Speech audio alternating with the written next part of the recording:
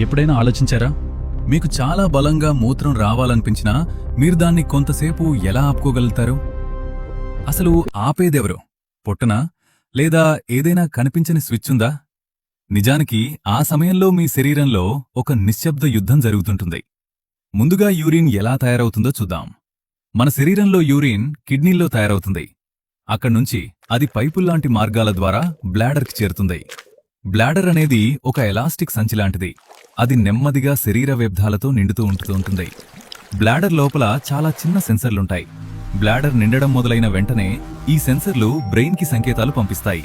అవేమంటాయంటే, boss, pressure పెరుగుతోంది. అప్పుడు brain ఒక నిర్ణయం తీసుకుంటుంది.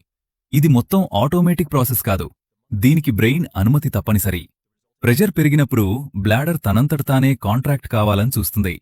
అంటే ఖాళీ అవ్వాలని ప్రయత్నిస్తుంది. కాని చివరి నిర్ణయం మాత్రం మీ బ్రెయిన్ తీసుకుంటుంది. అది బ్లాడర్ను కొంతసేపు ఆపేస్తుంది.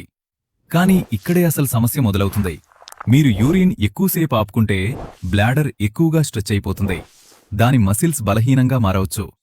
దీంతో ఇన్ఫెక్షన్ల ప్రమాదం పెరుగుతుంది. అలాగే కిడ్నీలపై కూడా అదనపు ప్రెషర్ పడుతుంది. అందుకే శరీరం సిగ్నల్ ఇచ్చినప్పుడు దాన్ని ఎప్పుడూ నిర్లక్ష్యం చేయకూడదు.